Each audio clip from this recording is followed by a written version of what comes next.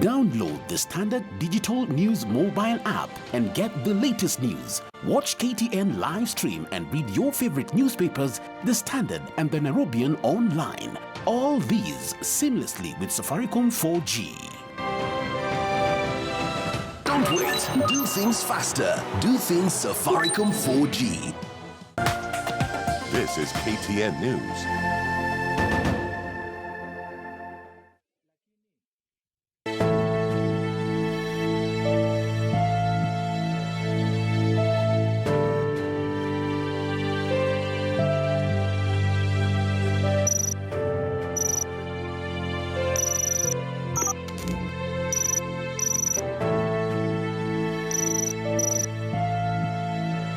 I guess every child says that their dad is the best. He was just, to me, a normal father. I didn't know him as a politician, I just knew him as my dad. And he was so gentle with me in particular. J.M was many things. He had different talents.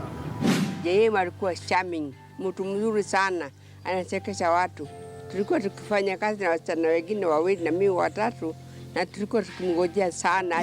We know that your government is committed to bring the African into the field of commerce and business. We have accepted this challenge with your blessing. Kenyatta was very fond of him in the beginning.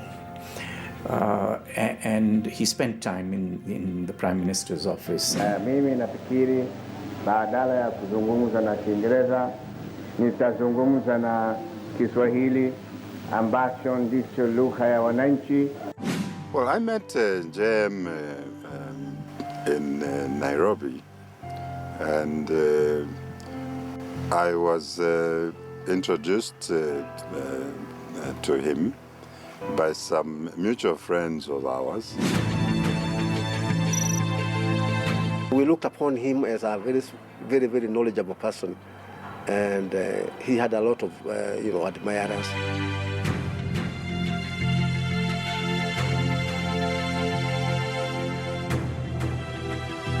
J.M Kariuki, or J.M, was an ambitious young man. His ambition earned him a place on the top of the most powerful clique around President Jomo Kenyatta. J.M will, however, go missing one morning. For 12 days, the state said nothing until his body surfaced up at the city mortuary.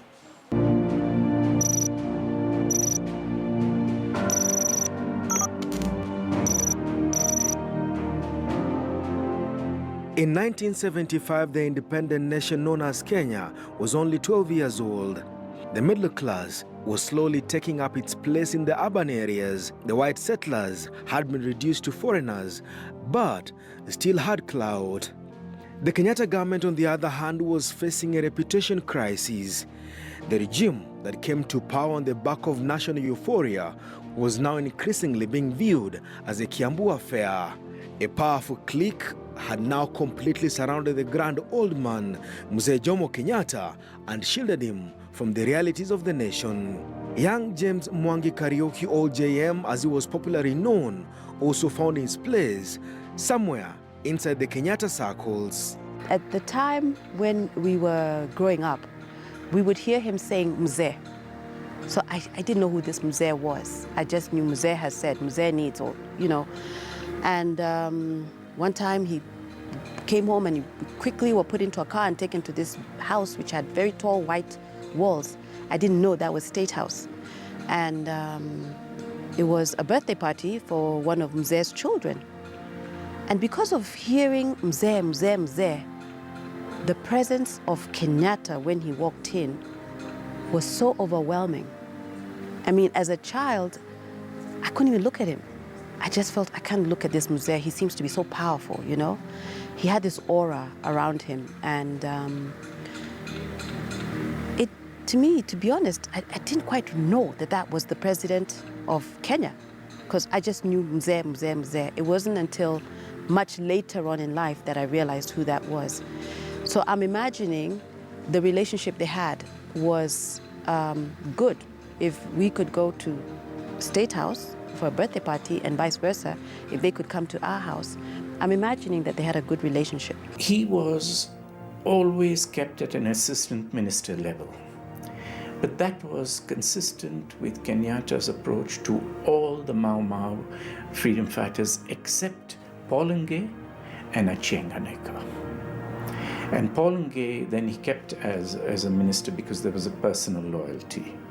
And Achieng Oneko, he was, again, it was a personal decision, but soon after 63, by 66, Achieng had resigned and moved to KPU together with Jaramogi. So everybody else, Bildad Kagia, one of our most senior freedom fighters, but only at assistant minister level, Fred Kubai, assistant minister, and none of these people were picked up to assume any position where they could exercise real power. That was never done. So JM was kept at that, but he was regarded very much as part of the, not the Kenyatta circle, but the Kenyatta government. He was never an opponent, nothing like that.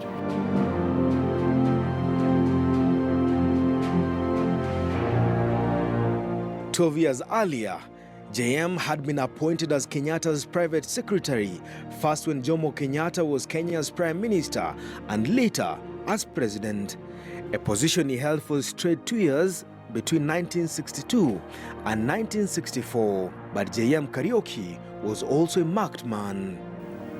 He, as we moved into the late 60s, doubts began to arise in people as to whether the government had become a personal tool of one man, a few people, few families, and so on.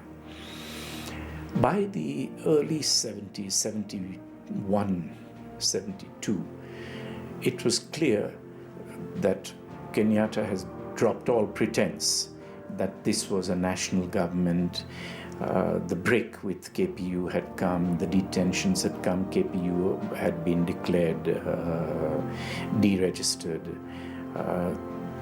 So we were a de facto one-party state. But more important, we had become a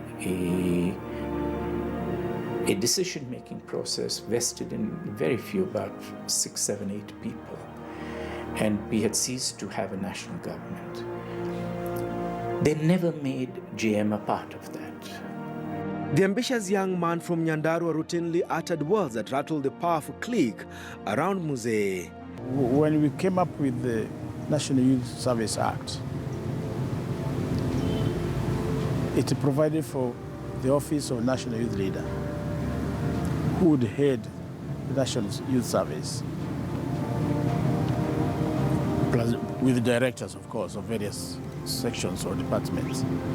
And Kenyatta appoints J.M. Kariuki, the first director, the first National Youth Leader. As a national leader of the National Youth Service, J.M. appealed to the younger generation, a jobless majority in the country at the time. They started a smear campaign, and it started from cabinet ministers. I'm a witness, because I was asked by a few of them, because they knew we were friends with J.M. They wouldn't approach him to ask him why he was appointed and given that kind of uniform.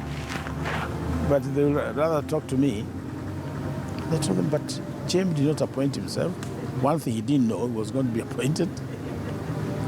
And I think the uniform ranked that of a category of a brigadier in the normal services. So a lot of members of parliament started now murmuring, bickering here and there. How can an MP also wear this kind of uniform, be appointed to be head of a security system? In 1968, J.M. Kariuki made what many said was a grave mistake. He entered parliament in full National Youth Service uniform. Only one was brave enough to raise a question to the speaker.